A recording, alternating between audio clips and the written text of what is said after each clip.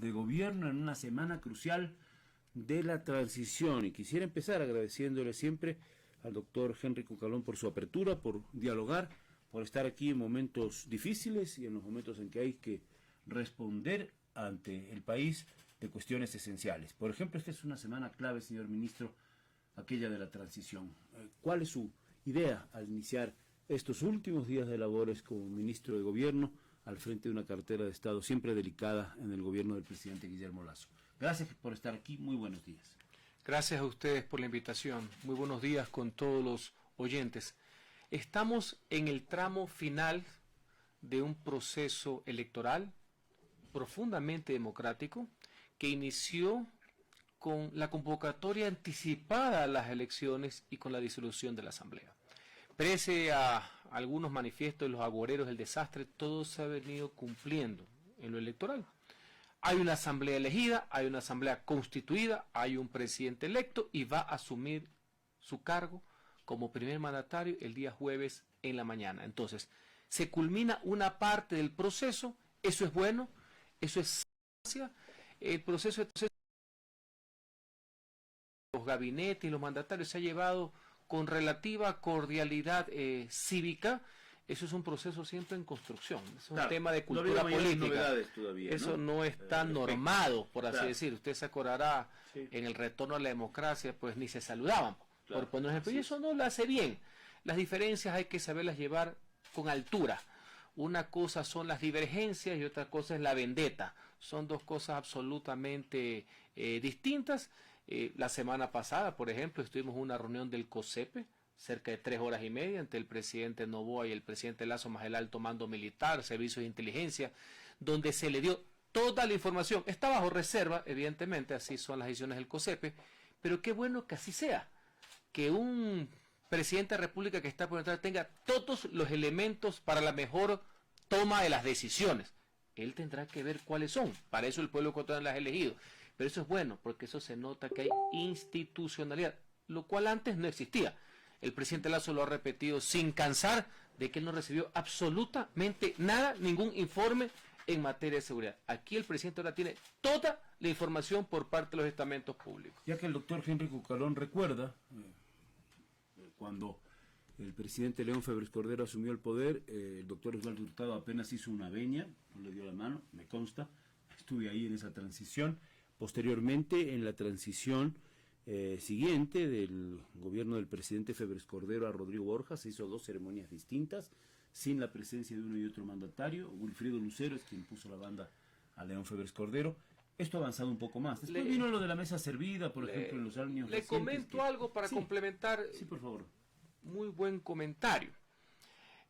Hay 2 momentos. Una cosa es la transición como proceso, que casi nunca ha existido. Y otra cosa es el cambio de mando, que es exactamente cuando, como usted lo acaba de señalar. Pero las previas, recién creo que una de las primeras fotos que se tomaron protocolarmente fue Sixto Durán Ballén con Abdalá Bucaram, de lo que me acuerdo. Pero yo me refiero al proceso de las semanas anteriores de reuniones de trabajo, no la protocolar. Los ministros entrantes, los ministros salientes, toda la información pública, la parte económica, eso es bueno. Insisto, pese a que cada uno tendrá su visión. Y finalmente hay el acto en sí de asunción del poder, la transmisión de la presidencia, porque en palabras del presidente Osvaldo Hurtado, el poder político es otra cosa, ¿no? Hay unos que no son presidentes y tienen poder político. Hay veces que coincide la presidencia y el poder político, pero ese es un tema de ciencias políticas puras, cuidado, ¿no? Y de análisis más agudo. Complejo. Sí, señor. Ahora, hemos visto con sorpresa, y ese comentario personal, que el presidente Daniel Noboa todavía no completa su gabinete. Veíamos anoche que el equipo de Javier Milei decía que hoy se iba a anunciar al menos 8 ministros secretarios de Estado. Hay un matiz, lo dejamos ahí simplemente como apunte. En esa transición formal también vimos aquello de los, no sé, dimes y diretes, la mesa servida, cuando ya los organismos internacionales como la ONU acompañan en distintos países lo que se llama el empalme.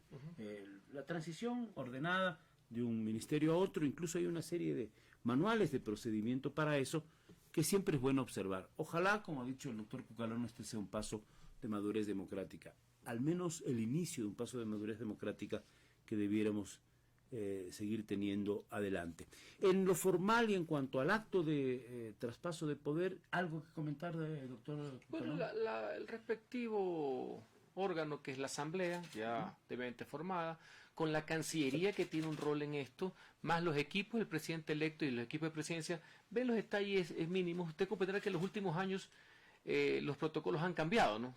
Cambian constantemente. Han cambiado. En las últimas posesiones el presidente en funciones solo va, está un minuto, entrega la banda y sale. Claro. No se queda en toda la sesión, eso he visto en las últimas. El informe a la nación, en la mañana. Entrega por la mañana. Exacto. Luego, nosotros vamos a entregar, pero ya no se lo lee. Hubo un presidente anterior que se olvidó de entregarlo, no sé si sabe, ¿no?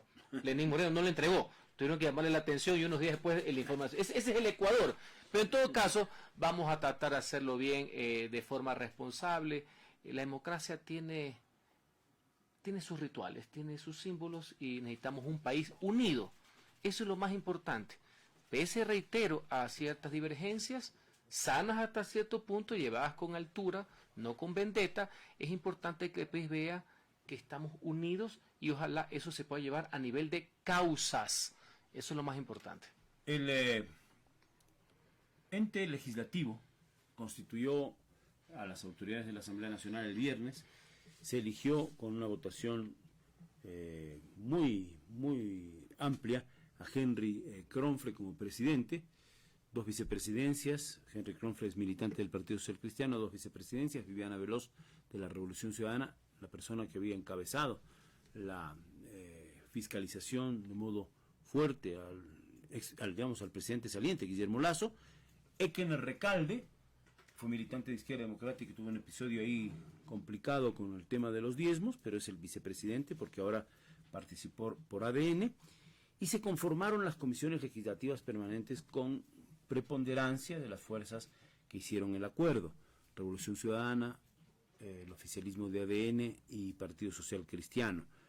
La oposición reclama un poco que hubiese sido el caso un mejor equilibrio en ya la composición en las bancas de las comisiones legislativas permanentes.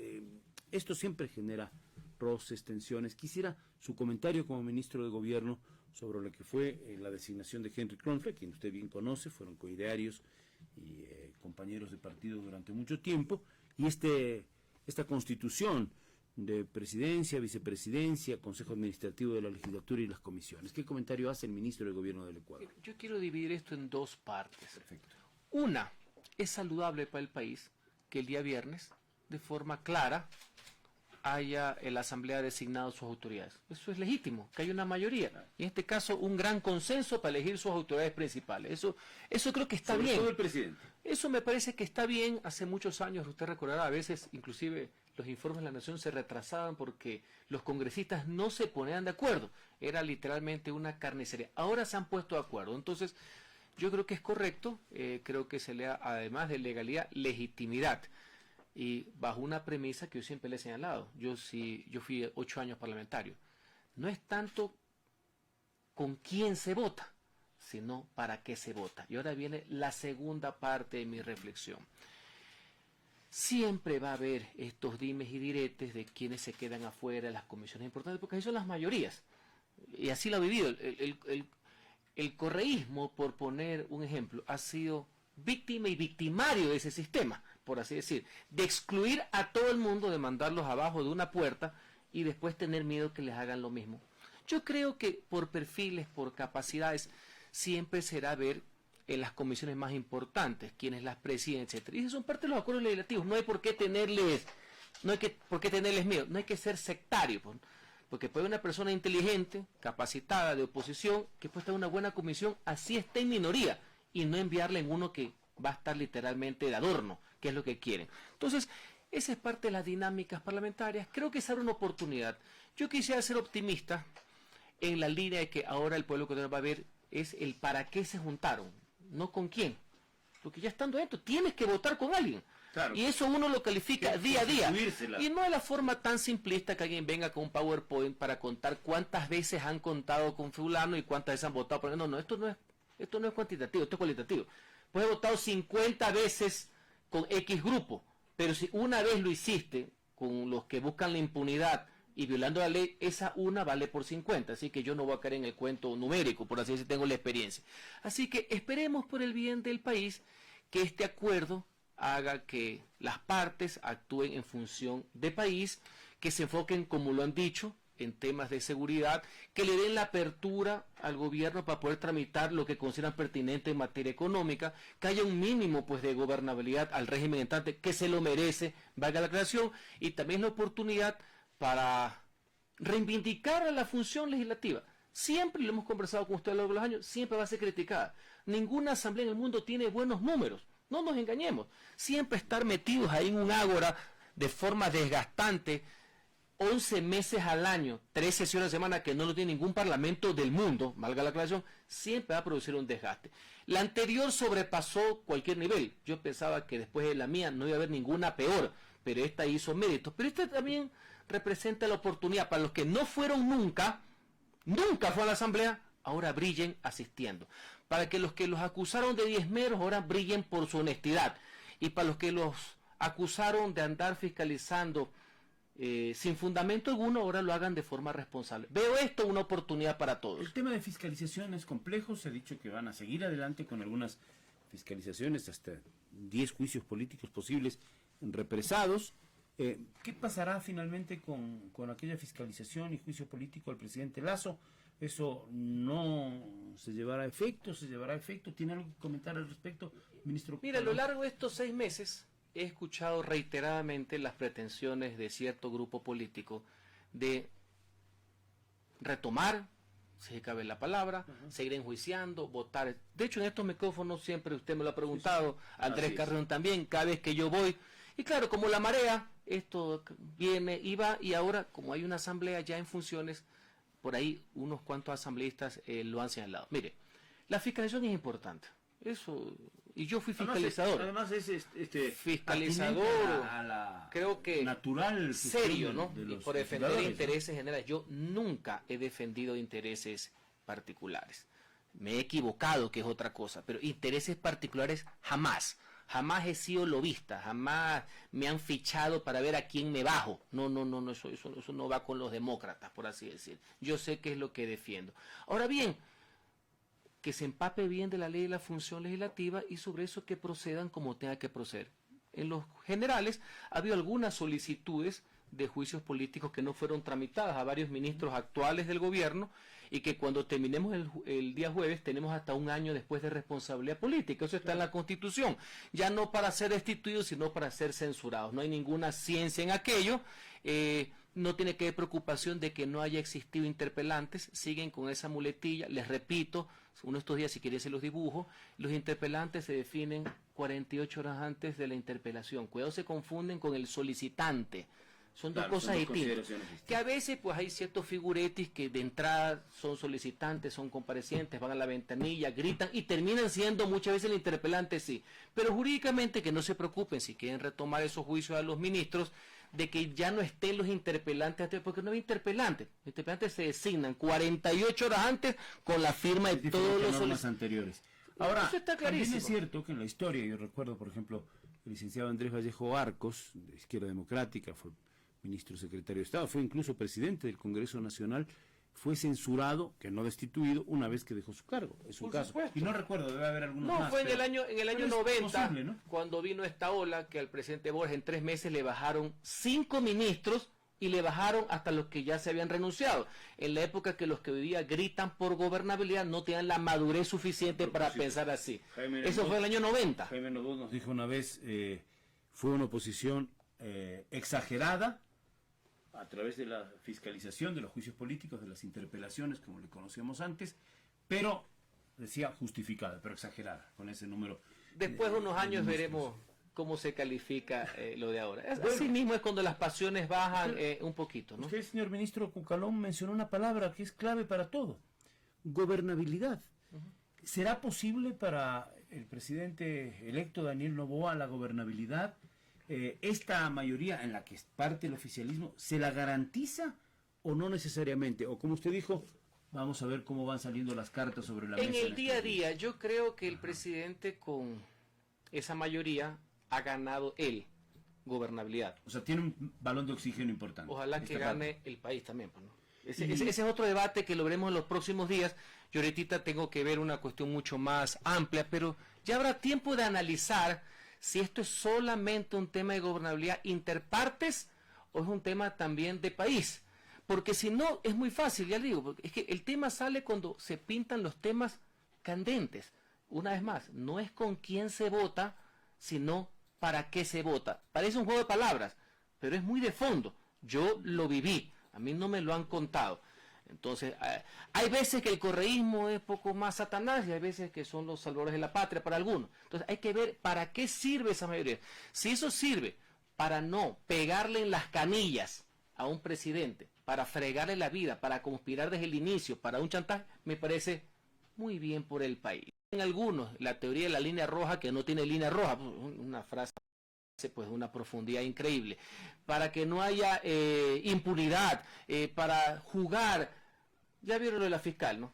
No es parte del acuerdo, lo van a presentar, solo necesitan 35 firmas, tienen 51, es su derecho, y vamos viendo qué es lo que pasa, que es el mejor escenario para los que les gusta hacer temer y al final que les agradezcan que no pasó nada. Me la conozco de memoria, pues, ¿no? Por si acaso le digo, ¿no? Hace 2 semanas había tensiones, expresidente Rafael Correa, prófugo de la justicia, decía mentiroso a Henry Kronfle, el actual presidente de la Asamblea Nacional también le dijo mentiroso a Rafael Correa. La semana pasada hablamos, por ejemplo, con Virgilio Hernández, dirigente de la Revolución Ciudadana, y con Alfredo Serrano del Partido Social Cristiano. Ambos sostienen que no hay acuerdos ocultos, que todo es sobre la mesa y para procurar gobernabilidad. Pero creo que el tiempo lo dirá. El tiempo lo dirá, y también el temperamento también de los actores, porque insisto, ponerse de acuerdo entre distintos no es malo. No, bueno, claro, no es malo, es más, parte de mi pasión siempre ha sido, y ojalá fuera así, porque aquí veo pues derechas, izquierda, ojalá pues que la derecha se acerque un poco más a la izquierda en lo social, ojalá que los acuerdos pasen por temas de trabajadores, por derechos de las personas, por temas de mujeres, por temas de representación, por el derecho a tener derechos, y ojalá que una izquierda jurásica en algunas partes vea con mayor agrado la economía social de mercado, el municipalismo, la autonomía que profesan, por ejemplo, el Partido Social Cristiano. Me parecería bien. Quiero ver cuando traten el tema del Consejo de la Judicatura. Bueno, cuando salga el nombre de Terán y del borrachín. Entonces, ahí es que los quiero ver, porque ahí todo lo demás, pues todo es espectacular. Yo también decía lo mismo. Para la gobernabilidad y para la institucionalidad en el país tenemos una serie de deudas pendientes. Todo lo que ha pasado y puede seguir pasando en el Consejo de Participación Ciudadana y Control Social. Este tema del Consejo de la Judicatura están ahí flotando. Esto constituirá el panorama de una institucionalidad o más débil o más gelatinosa o a lo mejor más madura. Eso depende de varios factores. Y también, ¿no?, otros factores que yo no dudo de la seriedad de que haya en dirigentes de cada partido político. Los hay. No me gusta la generalización. Todos los partidos tienen gente seria. Ojalá que eso, entre izquierdas, derechas, centro, inclusive el presidente Noboa, que se autocalifica de centro-izquierda, prevalezca de los tiros al aire del expresidente sentenciado en Bélgica, que a sus socios le reclama. Para el uno le dice mentiroso y al otro se le rió ayer cuando hablan de justicia y no le contestaron, ¿no? Entonces, ojalá que ese tipo de cuestiones que no dañen el acuerdo sobre lo fundamental, que es lo positivo. Bueno, es un socio difícil, ¿no? Que escribe 24 horas al día, ¿no? Ese es un problema. Y es que está sentenciado. Y eso es un ruido, probablemente en la oreja incluso de las autoridades de la Asamblea Nacional, que estará ahí. Vamos a ver cómo se decanta, cómo se resuelve. ¿Cómo deja el gobierno? Preguntarle al ministro de Gobierno, ¿cómo deja el gobierno el presidente Guillermo Lasso? No es fácil. Nunca ha sido fácil. Pero nunca ha sido hay fácil. Una serie de cuestiones que quedan como positivas y otras negativas. Como todo, es un balance. También muchas críticas. Normal, y esa es la democracia, sino que ahora la información fluye de mayor rapidez, etcétera, pero siempre ha sido así, unos más, unos menos. Por ejemplo, ayer el presidente de la República en simultáneo entregó más de 6.000 soluciones habitacionales a lo largo y ancho del Ecuador, la gran mayoría gratuitas para familias pobres encabezadas por madres solteras. Digo esto porque siempre se podrá decir, yo también soy crítico, ¿se pudo haber hecho más? Sí, que faltaron cosas también, pero la muletilla narrativa del ni una sola obra, y ayer lo escuché de pasada, porque me da dolor de cabeza y de estómago, al sentenciado convicto de Glass decir que este gobierno no ha hecho ni una sola vereda. Ese tipo de frases, me explico, son los que no llevan a nada. Pero a veces se instalan. Por supuesto, ese fue el gran problema que vivió este gobierno. Pero por supuesto, es que yo lo reconozco, lo he hecho en los micrófonos. Ayer se dan 6.000 casas y un sentenciado que está con libertad condicional, que como las películas debería portarse bien, para no regresar cuando te portas mal, porque claro, él ha cumplido una parte de la pena, no toda la pena. Resulta ser que ahora dice la nueva. Esta es una versión más agresiva de la otra. Ni una vereda, cuando el mismo día se entregan 6.000 casas. Entonces, ¿sabes qué? Ha habido problemas, sí, hay errores, por supuesto, ha habido cosas positivas, que hará para la historia algo que algunas personas pensarán que es un intangible y que era propiedad de algunos grupos políticos, por ejemplo, la desnutrición crónica infantil. Eso ha sido esos temas en la balanza. Desnutrición crónica infantil ha habido una lucha pertinaz. Es un tema que debe ser de Estado, que debe continuar en el tiempo, pero se han puesto bases importantes o se han seguido otros proyectos que venían de antes. El tema de la vacunación, yo creo que hay que resaltar el tema de la libertad de expresión. El presidente Lasso ha sido respetuoso de eso, lo hemos criticado, es parte del juego democrático, pero cuando tuvimos esa carencia, sabíamos de lo que se trataba. El talante democrático. La persecución, sabíamos, los medios sabíamos. Parece que está por descontado. Los actores sociales y políticos. Parecería que eso está por descontado. Es que debiera estar, pero lo que usted dice es verdad.